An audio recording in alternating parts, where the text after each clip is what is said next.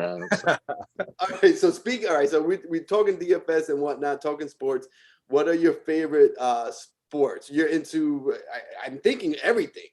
Yeah, so I'm a big sports fan. I can't wait on Veve till we get some, you know, I know we have the NFLPA license, I think, right? So I'm pretty sure we do. I can't wait for the NFL players. I mean, if we get NFL players, obviously I feel like not every player in the league is going to be valuable type thing, right? If you get the top players to be valuable, can't wait to just get NFL players. I love watching football.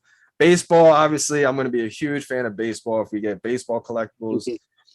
Big baseball fan in general. That's honestly like one of my favorite things because I love pitching. I love being on the mound, like controlling it. I love that. I love infield too. I was like a third baseman, second baseman when I wasn't pitching.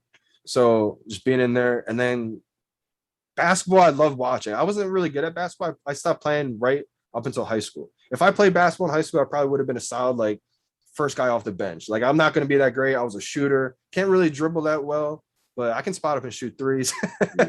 Same here. So but, what are your teams though? Philly. Like, I'm a Philly fan. Philly fan all around. So Phillies for the baseball. I'm a big Sixers fan. Eagles are tough to root for, man. Believe it or not, I mean, I was an Eagles fan all the way, but I'm more so like the players involved. Like I was a huge Mike Vick fan. I love Mike Vick. When he came to the Eagles, I was like, wow, let's go. Watching him on the Falcons. Jersey.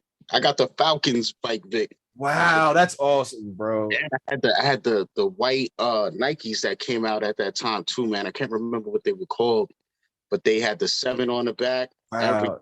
Like I'm number 7. Like I love Mike Vick, man, so much. Like, man, that was a whole different era in football. I feel like watching him play. Right. So by the way, in the chat, Kelvin Lima says soccer on Veve, please. Let's go. That's my man, Kelvin right there. So man. Soccer, I played soccer growing up as a kid. Not the biggest fan of soccer, but I know soccer is such a worldwide international phenomenon. When if Veve gets soccer, see ya. It's so, I mean, look, I'm not a big soccer fan. I'm gonna keep it 100 with you, okay? But I know that soccer is huge worldwide. Right. So, like as you mentioned, it comes to Veve. I mean, it's done and like crazy. Like it's gonna be like crazy. Everybody's gonna from around the world is gonna just go nuts. There's just so many soccer fans internationally, all around the world. Yeah, international, absolutely. So what about some, I know we spoke cartoons, and what about some shows? I know we're still on the fence on whether or not Power Rangers, it was a show or a cartoon, but, right. But what about some TV shows that maybe you watch now? So TV shows, the first thing I would say, I mentioned Simpsons as a cartoon. I would say that's a TV show. So I would mention Simpsons is one of my favorite shows of all time. So that's why when we got the Bart, I was like, oh my gosh. I used to say in live streams, can you imagine? Like we kind of are collecting everything on Veve that drops right now. Can you imagine when the Simpsons actually drops? People are literally just going to have full collections of every single Simpsons character. Like it's huge. So Simpsons was definitely one of my favorites. Used to watch with my dad all the time. And so shows, let's see, where's some other shows I used to watch? I really haven't watched too many TV shows, to be honest, recently. Movies, would you consider movies like in there too? I'm a big fan of some actors. Like Will Smith is one of my favorite actors. I mean, Independence Day, I'm like a big like alien type guy. So like Independence Day was one of my favorite ones. It's kind of low key. A lot of people don't talk about that movie. I like that. Are you? You say you're into extraterrestrials, dude. So let's go. I think we're all kind of half alien, to be honest. I really do. He knows we're not from here, people. We're not right, from man. That's why I always joke around saying like I'm half alien. I believe literally humans are all half kind of alien. Like absolutely, yeah. So yeah. So I know that's gonna sound crazy to some people, but no, I know. Uranium meant to house all types of lives not from here. Right. Look, I asked that question, and so you say yes. Obviously, you're saying yes. The aliens are real. Yeah, I think so. Absolutely. Okay. Have you had any encounters or witnesses? Actually, I have not. I really wish I have, to be honest. I'm one of those people that's like come on, like I want to see something, you know, like I feel like those people never see anything though. It's always the people that are like, you know, I guess aren't into it or something. They see it or I I don't thought know. the same thing, and then once I saw my first, it didn't stop. Wow, really? What did Yeah, you see? You got to tell me about this. uh, Maybe man, you don't want to talk about it. I don't mind it, but it's too lengthy of a story to do here and now. But Wow, okay, then you got to tell me after then or something. yeah, we that's why I said we're gonna end up chopping it up, man. I got Yeah, so many definitely. people I gotta follow up with, man. That I'm like, man, Randy, Gale, like all you guys are Yeah, just, shout out to Randy too, man. Yeah. you know what I'm Yo, for saying? sure, for sure. But yeah, I'm definitely gonna go there. We might have to get another channel started. I might get my own channel started. I don't know. We gotta stay tuned to see what happens. Let's But go. some of the things that I've seen, I've actually been able to capture on camera, and those are on my channel right now. Wow. I got to Yeah, check them out. yeah, they're there. You know, it may need a little context put to it, which is why I think I'm gonna start a channel and rehash the videos, slow them down, analyze, zoom in, do all that type of stuff, kind of put it in more of a perspective of what you're looking at sometimes. But some things are kind of obvious what you're looking at too, so you gotta check it out. That's amazing. I see. I'm definitely gonna check that. I think at this point in time, I mean, it's more likely that there is something else out there than there isn't, right? And then I think it just sounds too crazy to people like, yeah, there's aliens because of the whole like stigma about it, you know, people I like know. laugh, etc. But it's like, I mean, I would laugh kind of at you if you think there are aliens, you know, like It's No, true. man. I'm with you, man. I'm with you on that. So maybe at the end or something, maybe we can get into Strange's story if he wants, if he's feeling up to it. right. So okay, so we spoke cartoons, we spoke shows, and we even got into aliens.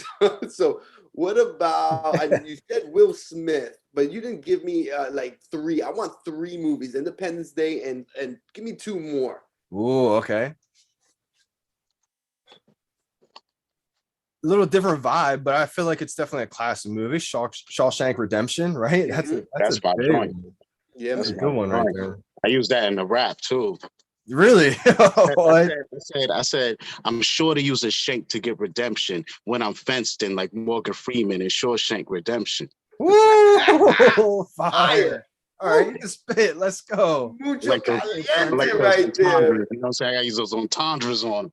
Let's go. So yeah, No, that's a man, legendary Strange movie is right there. nasty. Thank you. Definitely. Let's see. Where's some other good ones?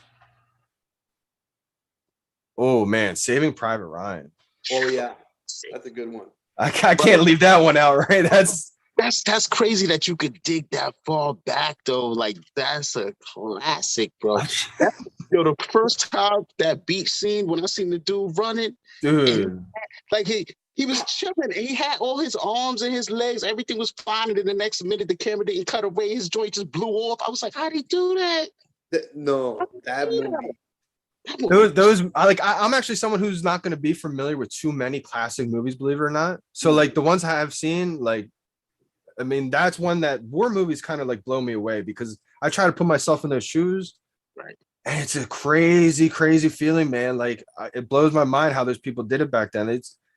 I mean, the bravery, like, man, it puts me in a different position, man. Like perspective, you know, Right. that movie puts like life into perspective. I feel Yes. like sometimes you need to like watch that to realize, like, okay, we have it pretty good right now, you know. Like, For sure. Watch that Black Hawk Down. Watch Black Hawk Down. Oh yeah, dude. That's Yeah, a good one. absolutely. That's another. See, these are the type of kind of movies I love watching, man.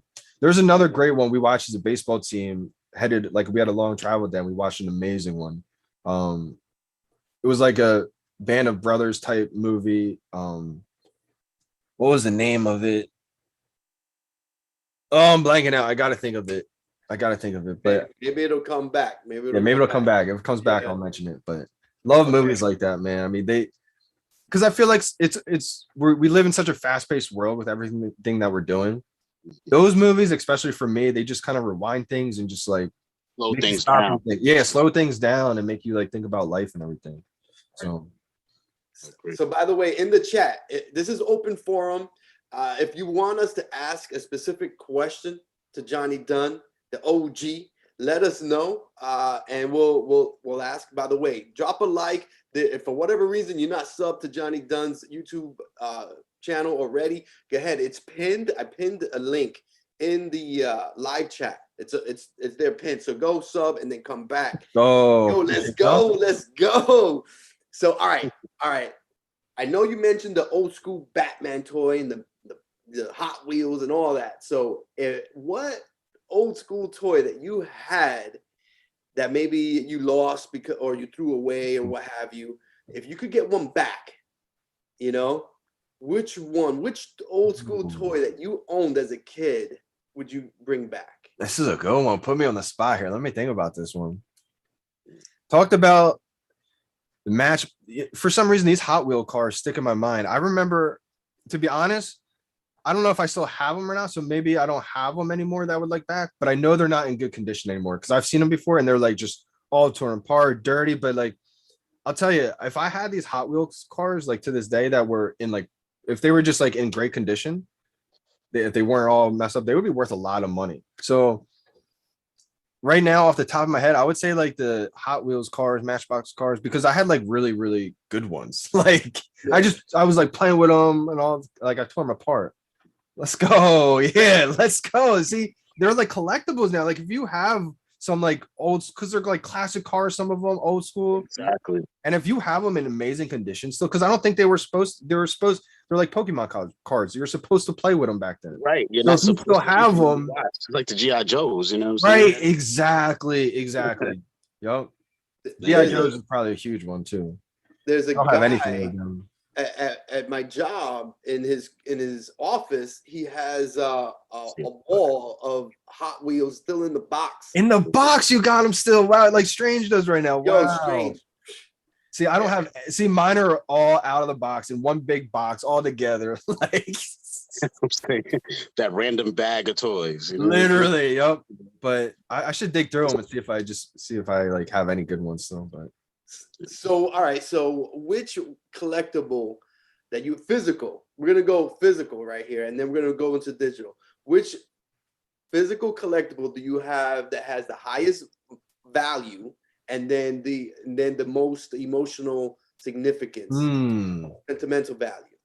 Okay, so the most sentimental value, like I'm emotionally attached to it. It's probably not worth the most because it's out of the box, and it's dusty and everything. I felt like if I wanted to keep the value in that one, I would have kept it in the box. But that one is like the emotional attachment to me because it's the replica of the first one on Veve, right? Like that was my first real statue.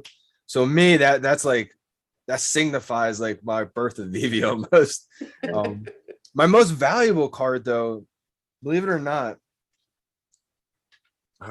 it's probably one of my Pokemon cards or this Tiger Woods Sports Illustrated collectible or card. The Tiger Woods one, I found out the Sports Illustrated one is pretty valuable. It's not graded though, so I don't know the quality of that one as well. The Pikachus are pretty valuable. And Randy, if Randy's watching the stream, he'd be able to tell you how valuable these two are. The pterodactyl one, I couldn't tell you anything about. It's like a holographic Japanese type card, but people keep telling me who know a lot about it. That's pretty valuable. So I personally don't know how much that one is. Man, so all right. So now, but yeah, I would say those cards probably the most okay. Nothing too crazy. So what about in Veve? I mean, look, if you don't want to answer, that's fine. No, I can answer. Okay, it's nothing crazy. I don't own Donnies and everything like that. Okay. The most expensive Veve collectible I have, is the Secret Rare Spider-Man right now. I have the Secret Rare, the 1000, the first Marvel NFT collectible. And the crazy story about that one is, I think the floor is like 30K right now, which is wild. I got that one on the drop. I got that for. And I didn't have $400 at the time. I didn't have $400 that I could put in. So my grandma, I'm not even gonna lie. My grandma literally hooked me up for that drop. She was like, "Well, here's $400 in case you get it." Wow. I was like, "Okay." Put the $400 in. I got the drop. At the time, I didn't realize how valuable it was really gonna. I thought it was gonna be a few thousand. Wow. David Yu, I posted an Instagram picture of the collectible. I was like, let's go. I got the secret Rare Spider-Man. David Yu comments like, wow, so lucky. I wish I got that one. I was like, okay, I guess it's pretty valuable then. Yeah. And then it was like a few thousand. It dipped back to like 1.9. And I thought about getting another one. I didn't pounce on it. And I was like, oh my gosh, we all were thinking we should have been. And then it just ran up. And I'm like, wow. So like for me, I only have one of those. My collector in me, I'm not selling that one ever. Like when it gets to like 100K, for me, I'm looking at Veve as like, I don't want to have to sell my big collectibles I have one of. Right. Because in my eyes, I'm going to be able to charge a gem fee for the big showroom. And I think long term, you know, $1 a day from 10,000 people, there you go, be worth more than I think just selling that one collectible. So I do believe at some point we're going to be able to have like a virtual museum, and people, you know, have a following like you guys will. People will come in and pay a gem to see what you guys are collecting, see what, you know, your showroom looks like. Show's laid out, right? I think so. Yeah. And so that's kind of how I am going to probably profit on a couple of big duplicates eventually. Like I made 2 huge moves that were, I mean, at the time right now, they're looking great. Who knows in the future what's going to happen? I had 2 Da Vincis at the time, traded the one at 4K. I got the wall under 4K. And at the time, I didn't know if that's a huge amount of money for me to make like big decisions like that. It was a gut feeling. I just was like, Walt Disney's under Da Vinci. I just felt like I don't know. I pounced on. I usually don't make decisions like this, but I just did it. Sold it for 4K. By the time it ran up from like 2.9 all the way up to 3.6, got it. And then I woke up in the morning, it was like 7K. I was like, oh my God. That's the thing, man. I noticed with us being where we are, there's a lot of I woke up in the morning stories. Literally. Like, my boy, he pulled the secret rare Marvel #1, and we were just joking around because, you know, comics weren't getting any love or whatever. So we were just playing around with him like, yo, just list it at 30K and just leave it there. And then one day randomly, like a month later, I think it was, whenever they pumped, he just in the morning was like, guys, we got 30K. Like, what? Oh my God. What a feeling, man. He's like, yo, just everybody send me your QR. He got everybody, like, we couldn't transfer gems at the time. So he just bought us all like a collectible for 100, right. Transferred it to us. It's like, you know. Wow. So, yeah, that's unbelievable. The crazy story about that Marvel Comics 1 is the common was selling for like $4 right away. Like people were reselling that for like $3 or $4. Bro. Wild. The secret rare was like a 1,900. Well, I had like 7, bro. I gave him one. I was like, Oprah, you get a Marvel. You get a Marvel. Dude, everybody was. Giveaways was like, sure, you have a Marvel. Like, I was giving them away, bro. I pulled a lot on that first drop, though. But you know what really pisses me off is the fact that, yeah, we could have got some commons for $4 or $3, but I wasn't even looking at what like the ultra rares were going for. I know they might have been a little pricey in my perception then, right? But as far as what we know now, like we could have been scooping those. Oh my! Yeah, they were probably only like 100 or something back then. Right, I got an ultra rare from the drop though, because I hit like 6 blind boxes during the drop. Right. But just to think, like my mentality wasn't go in the market, buy more. You know, like man, you know. But we've been through these things a couple of times where we have like a first of something, and a lot of newer people, they haven't gone through that. Like we went through going from like a DeLorean drop of a car, and you're like, okay, that's so cool. And it's the DeLorean that you're like, it's going to be a hit. But then all of a sudden they shock the system by giving you hoverboards. And you're like, what am I going to do with this? Like, what is it for? Like, are people going to be into this? So it just lays dormant. It lays in the grass. And then when it pumps, you're like, oh yeah, it is Back to the Future too. It makes sense. You're sitting there looking stupid. You know in hindsight, it's like, wow. Right. So I feel like the stamps are that again. These golden moment statues are that again. All these different, they're like not new, but they are new. So it's like we don't know how to really feel them out and evaluate them sometimes. Absolutely. That's a great point. I think the stamps are big time slept on.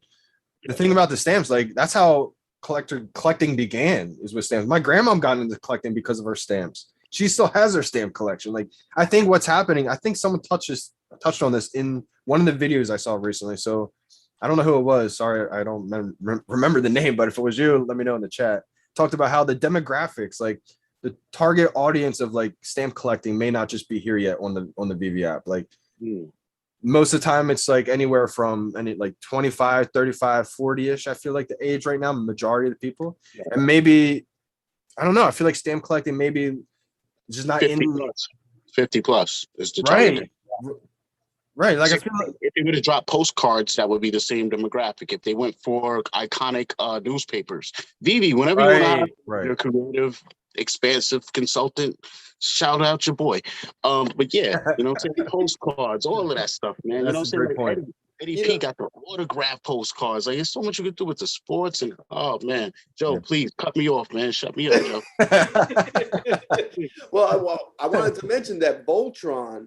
I'm big into Voltron. I have like a Voltron toy and all that. I have little kid pictures of me playing with Voltron. Okay. Wow. So when Voltron dropped, I was like, yo, oh my goodness, going crazy. And the value doesn't show that. And you know, I'm, you know, in my 40s. Let me add to that. Let me ask you, do you own a Voltron? Did you get one? For me? Yeah. Yeah, I had two. You got one, right? Yes. Did you look at it? You analyzed it? Yeah, it looks dope. I love it. Love it, right? Did you notice that ain't the same dude you grew up with? Yes, I know. That's the new Netflix one, right? That's why. Yep. Yeah, I know, but still, it still is a Voltron. To me, and it's the first DreamWorks, DreamWorks NFT. I'll put it to you like this: I knew what was going to happen to it before it even dropped because of this. What's bigger to you, Star Trek or Voltron? Okay, it's to me. The question is to me. So Voltron, to me. No, but I was crazy for Voltron. My question isn't what's bigger to you. My question is when you look at the world and you perceive the world. Oh yeah, Star Trek. As right, which one has more fans, more reach? Oh yeah, Star Trek has movies till today, TV shows till today, right? But yet when Star Trek dropped, we got Borg cubes and Starship Enterprises, and when you got on the app, that was sitting right there in the store for you to buy at retail price. Which I did. That's how I knew Voltron wasn't going to do what we hoped it would do. Right. You're not bigger than Star Trek. No, for sure. It was just big to me. Absolutely. You know, man. I don't some of this stuff I don't care about what it necessarily does in the market because that's the collector side of me. Like I want my Voltron and I got it and I'm cool with that. So if it doesn't move, I don't care. Other pieces there, I care. That's how I went to 007. Like I knew like that's probably not going to be that valuable right away, but like me, big 007 fan, love James Bond, the whole 7. Like I got it. I got it all. I know it's probably not going to go crazy right now, but I had to have it. That's my collector in me right there. I feel like it's good to have a little bit of both, right? You get the ROI stuff, right? And then you get the things that you absolutely love. So absolutely. I agree, man. You know, I'm obviously I'm a collector, you know, I love collecting, and that's, you know, when I see something that I like that I have actually collected in real life, you know, I get hyped and you know, I want it. And it's just like, you know, when I'm like, wow, it doesn't perform. But the thing is, we're so early, man. We're so early. It was super early. So speaking of collectibles, you know what, Strange? I forgot to mention the physical collectible Ultra Live tonight. I always have a different physical collectible, and oh man, you know, I know we were sitting with an OG over here, so I wanted to have a game used Babe Ruth bat and jersey card. What? It's numbered to 10. This is number 9 of 10. I'm trying to wow, bro, that's a Babe Ruth. That's real. Yeah, it's real. It's numbered 9 to 10. Babe Ruth. Game that is unbelievable right there, my man. I don't know how much that thing is worth, but I can't even imagine, to be honest. it's a goodie. I wanted to bring out some fire. Mucho caliente. The only thing I have anything close to that, which is not even going to be close to in value, is the Babe Ruth Funko Pop. Oh, let's go. What? I had to. Yo, I gotta get in on the action, man. I gotta get in on the action, bro. I ain't letting this one go, man. Especially because I got this in the mail today, man. I can't keep up with you dudes, but I will share a little bit of what I grabbed up today. Let's go. This is an Evan White rookie on-card auto. That's what's up. Everybody's showing physical collectibles. Let's go. Now, were you guys into physical collections before Veve? Like you guys were collecting stuff physically before Veve? Yeah, I'm a long time collector. Yeah. All the time. I started collecting comics when I was way too young, bro. Wow, okay. So did you guys know, like, being a physical collector your whole life, did you know instantly, like when you found Veve, that this was like the next wave? Wow, let's go. Ain't kidding around. He's got the breaking out the fire. Dude, that's an awesome card you have, bro. I mean, graded. Yeah, I appreciate that, man. Graded. Deadpool 9.8. Deadpool number 1. Very, very nice. Wow. Very nice. See, that's why I love comics graded, bro, because they look. I got addicted just to the way they look, and I don't even have one yet.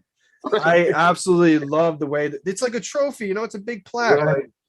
Right. You're right, though, man. I didn't know till I got my first one. You know, I've never sent any comics off to be graded like Joe. You know, he got a couple of children waiting to be birthed. Yes. Graded, and when I got it, you'll see, Johnny. But it's crazy that you know that already without even having it yet. But I definitely felt that. But Joe, tell them your experience, man. What's going on?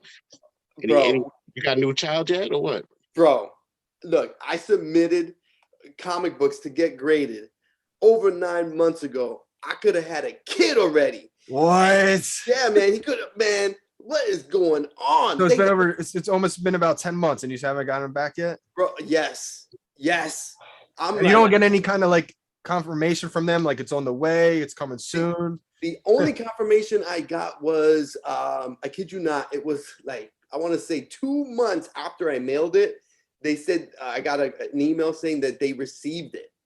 So what are they doing with it then? It was, I don't know what they were doing. It was sitting in a pallet somewhere, and it was being ignored. My comics, crying because I'm not there, you know, to caress them at night. And you're trusting them, you know. I mean, who's to say they're not going to lose it, mess it up? Yeah, and that's the thing. I'm hearing craziness come out from, you know, different people saying, "Oh, this nightmare story." So yeah, man. So I don't think I'm ever going to submit for comics to be graded ever again. Unbelievable. And you went to PSA, is that right? PSA, because there's other ones, right? No, I use CGC. Yes. Oh, okay, yeah, for the comics, right. Okay. So yeah, so it's the same as PSA though. Yeah, definitely. There's aren't there like alternate hybrid ones, but they're not like trusted as much, right? With the grading system, like if you get a 9.8 in this hybrid, it's not going to be as valuable as hybrid grading. Yeah, because that's the stuff I was researching all that stuff when I first found my Pokemon cards, like late February, and I'm like, that's what led me into finding the whole Veve thing, like I was saying. But I remember hearing about the hybrid stuff, and I was like, man, give me the digital. You know, and that's the thing. You know, okay, so. You know, we're talking a lot about physical, man, but you know what, it's just, look, don't get me wrong, I'm a long time physical collector. I have a lot of respect, I have a lot of love for it, but there's a lot of downside to it. You know, if you're moving a lot of product, you're gonna have to deal with a lot of drives to the post office, postage, mailbacks, this and that, and then I sent some cards to get graded, sport cards, and they came back with that they're not authentic. And I'm like, are you kidding me? I've had these cards since like eons ago. How, you know? And so now I have to, so either two things happen. Either I bought them as a kid as fakes, right? Or whoever they have, you know, authenticating made a mistake. Right. So either way, in the middle. Yeah, so either way I lose. To me, you lose, and then the only thing you can do if it's something you really, really want to sell that bad, now you got to do like, you know, getting a second opinion from a doctor. Right. Spend more money. Yo, all right, man. So, okay, all right. So I got another question.